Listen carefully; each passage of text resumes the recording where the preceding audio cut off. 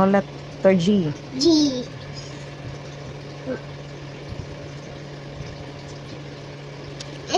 Babag niya. 2. Babag dos. 2. Number 2. Number 2.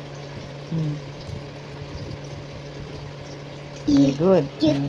Read na sa assignment. My name. My name is Alyssa Giselle. Next. Kani.